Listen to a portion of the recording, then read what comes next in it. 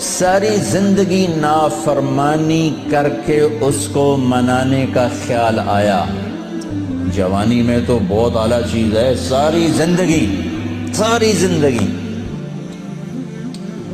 وہ کیا کرتا ہے؟ من تقرب الی تلقیتہ من بعید. کوئی تمہارا خصوصی دوست مہمان آئے تو تم باہر نکل کے ویلکم کرتے ہو.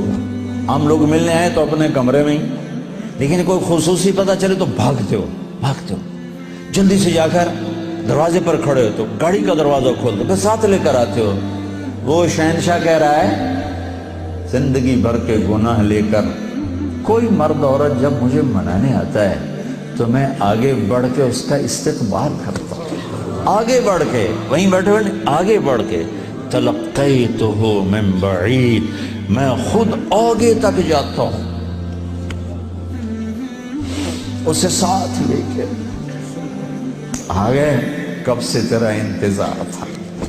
اللہ کو کیا ضرورت کسی کی.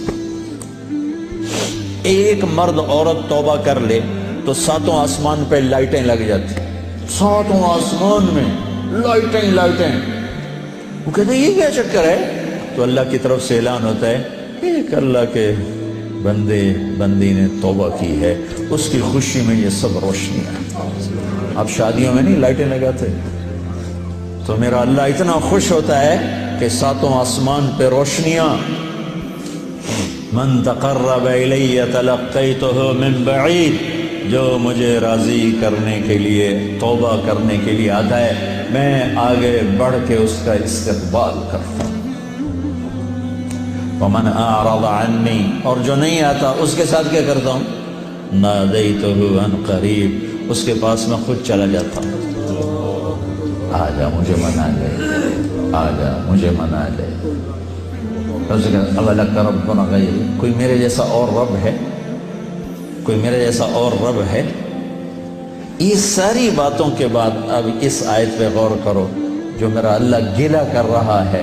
ما قدر اللہ حق قدرہ، میرے بندو تم نے میری قدر نہیں کی. بھائی بہنوں، اپنے اللہ سے صلح کرو.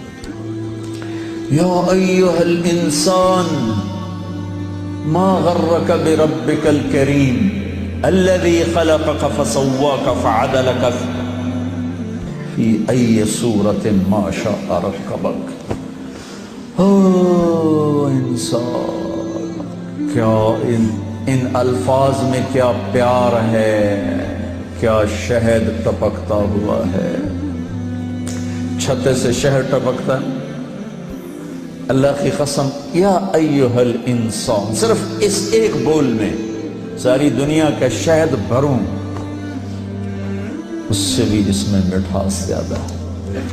اور پھر یہاں یا ابن آدم یا ایھا الانسان، خطاب ایمان والوں سے نہیں ہے، تقوی والوں سے نہیں ہے. اے انسان، انسان، انسان. اور لگا رہا تو یہ تو بتا کہ تو مجھے چھوڑ کے کہاں جا رہا، تجھے میرے بارے میں کس نے دھوکہ دے دیا. اولاد ماں باپ سے بدگمان ہو جائے تو ماں باپ پہ کیا گزرتا. میں نے ایک منظر دیکھا ہے میں موت تک نہیں بھول سکتا.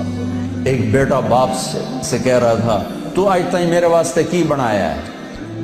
بیٹا باپ سے کہہ رہا تھا، میں دیکھ رہا تھا باپ بیٹے کے ایکسپریشن، بیٹے کے چہرے پر غضب، غصہ. تو آج تک میرے واسطے کی کیتا ہے، تو آج تک میرے واسطے کی بنایا ہے.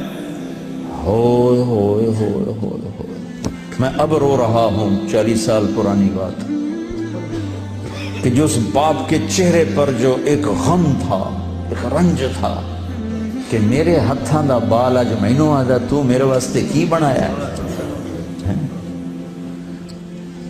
جو اس باپ کے چہرے پر ایک کرب تھا، وہ صرف اتنا کہہ رہا تھا اچھا میرا پتر. کوئی بات نہیں کر رہا تھا، میں اتنی کہہ رہا تھا اچھا میرا پتر، اچھا میرا پتر. پتر ہماری زبان میں بیٹے کو کہتے اچھا میرے بیٹے، اچھا میرے بیٹے.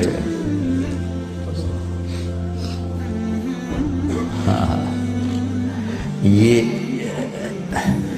یا ایہا الانسان میں اللہ یہ کہہ رہا ہے میرا بندہ میرے بارے میں دھوکہ کھا گیا تھا، میرے بارے میں بدگمان ہو گیا ہے، کیا ہو گیا ہے؟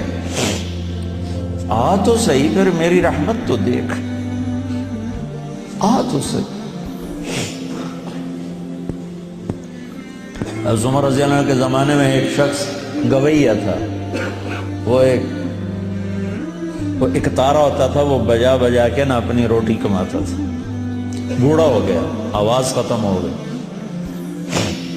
فاقہ آ گیا، تو گانا بجانا کوئی اچھا کام تو ہے نہیں، تو گیا جنت البقیع میں، تو کہنے لگا یا اللہ جب آواز تھی تو لوگ سنتے تھے، روٹی بھی چلتی تھی، آواز گئی تو روٹی بھی گئی، اب اس بڑھاپے میں کہاں جاؤں؟ اللہ کو میرے رزق کا انتظام فرما، مجھے معاف فرما۔ عمر رضی اللہ عنہ مسجد میں سوئے ہوئے تھے، ان کو خواب میں آواز آئی، میرا ایک بندہ جنت البقیع میں مجھے پکار رہا ہے۔ کس کو آواز آئی؟ عمر۔ کس کے بارے میں؟ گانے والا۔ عمر رضی اللہ عنہ ننگے پاؤں دوڑے، ننگے سر، پتہ نہیں کون ابدال بیٹھا ہے وہاں پکارنے والا، جو دوڑے ہوئے اندر آئے تو قدموں کی آہٹ، تو وہ گویے کی نظر پڑی، عمر آ رہے ہیں، دو ننگے سر ننگے پاؤں، نے کہا ابھی آج میری خیر نہیں، وہ اٹھ کے دوڑنے لگا، تو اس نے کہا ٹھہرو ٹھہرو ٹھہرو ٹھہرو، میں خود نہیں آیا ہوں، مجھے بھیجا گیا ہے۔ کہ کس نے بھیجا ہے؟ کہ جسے پکار رہے ہو اسی نے۔ وہ بوڑھا بیٹھ گیا، کہنے لگا واہ میرے رب، ساری زندگی تیری نافرمانی کی، آج تجھے پکارا تو اپنے پیٹ کی خاطر پکارا، اور تو نے اتنا بڑا میرا اعزاز، اتنی بڑی مجھے عزت دی، اے اللہ مجھے معاف کر۔ اس کی چیخ نکلی اور مر گئی۔ عمر رضی اللہ تعالیٰ نے خود اس کا جنازہ پڑھا ہے۔